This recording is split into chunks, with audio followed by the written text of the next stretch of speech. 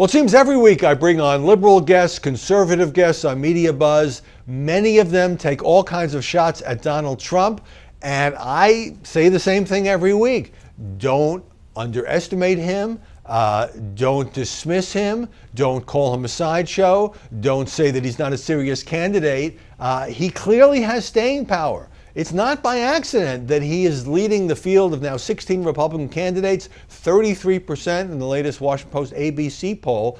And when, these very talented and smart and experienced commentators come on the air, not just my program, and talk about how Trump's going to implode and he's defying the laws of gravity and, this comment or that comment is the beginning of the end. He went after Carly Fiorina, he went after John McCain, he went after Mexican immigrants.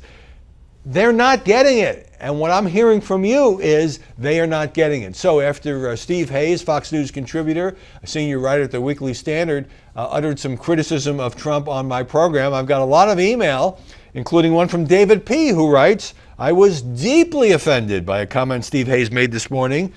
He stated Mr. Trump has no substance, and a percentage of the people who support him and don't care that he does not have substance. Mr. Hayes, you have insulted my intelligence. I am a college graduate, been a police officer for 19 years. I do believe in substance.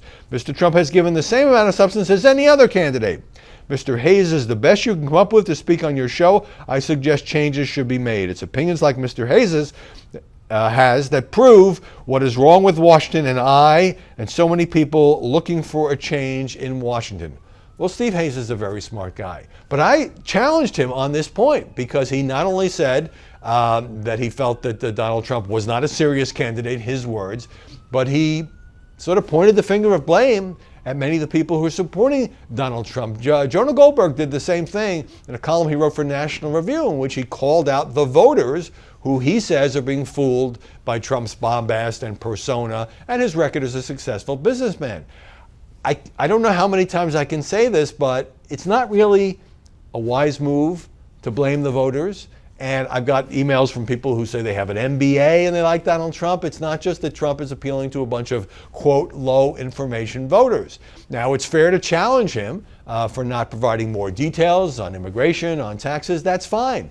Not that the other candidates are exactly blowing us out with specificity either, but it's a fair point. And if you are a conservative commentator and you think Donald Trump is not a real conservative, then it's fine to say that. But it's very clear that Trump is not running strictly as a litmus test conservative. Just the other day on Face the Nation, he talked about the need to tax some of these rich people and how CEO pay is out of control. He's kind of taken on his own rich guy class, and that is the kind of thing that people respond to. So I understand there's a lot of anger, not just at the Washington establishment, but at the media.